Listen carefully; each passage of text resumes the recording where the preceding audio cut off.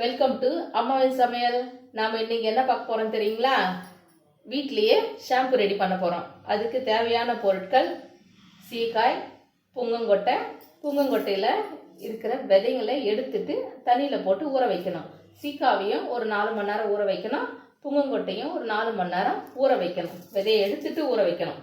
அதுக்கப்புறமா ஆலிவராவை இந்த மாதிரி சின்ன சின்னதாக கட் பண்ணி வச்சுக்கணும். அப்புறமா செம்பருத்தி பூ, அப்புறம் வேப்பலை, அப்புறம் வெந்தயம், அப்புறமா ஃப்ளாக்ஸ் சீடு, அப்புறம் ரோஸ்மேரி லீவ்ஸ்.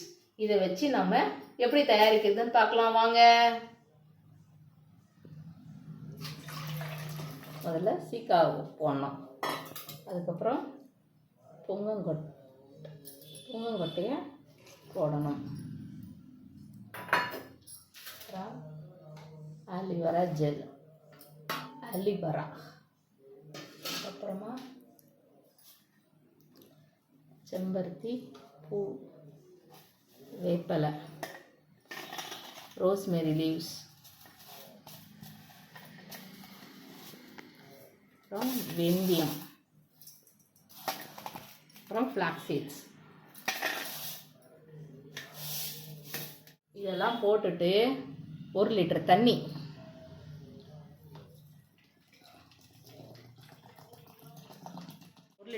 ஊற்றணும். 1 லிட்டர் தண்ணியை ஊற்றிட்டு கலந்துட்டு அப்புறமா ஸ்டவ் ஆன் பண்ணுங்க. பிரச்சனையாக இருக்கிறதுனால நாங்கள் இண்டக்ஷன் ஸ்டவ்வில் பண்ணுறோம். உங்களுக்கு கேஸ் கிடச்சிதுன்னா நீங்கள் கேஸ்லேயே கூட பண்ணலாம். ஆனால் இதை நீங்கள் வீட்டிலேயே ரெடி பண்ணி பண்ணுறதுனால முடி உதிர்றது குறையும். நல்லா கருகருன்னு முடி வளரும். நரமுடி வரதை தடுக்கும். பொடுகு வேப்பலை போட்டதுனால பொடுகு வராது. ஆலிவரா ஜெல்லு போட்டதுனாலையும் பொடுகு வராது.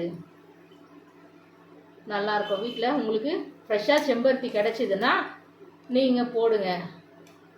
உங்களுக்கு எனக்கு ஃப்ரெஷ்ஷாக கிடைக்கல, அதனால் நான் நேற்று வாங்கி வச்சுருந்தேன்.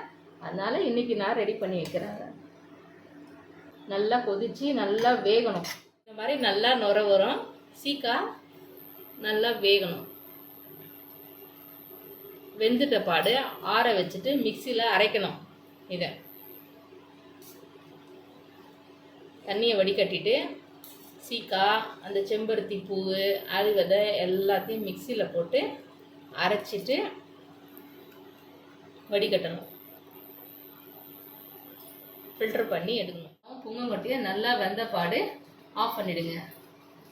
ஆஃப் பண்ணிவிட்டு ஆறட்டும். நல்லா ஆறின பாடு இதை மிக்சியில் அரைக்கணும். இதை மிக்சியில் அரைச்சிட்டு இதை நல்லா வடிகட்டணும். துணி போட்டு வடிகட்டலாம், இல்லை ஃபில்டர் இருந்தாலும் ஃபில்டரில் வடிகட்டி அந்த சக்கையெல்லாம் எடுத்துடணும். இதெல்லாம் ஃபில்டர் பண்ணி எடுத்துடணும்.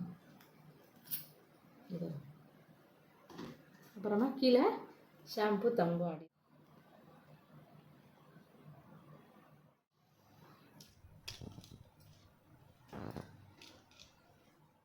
நிறைய வரும்.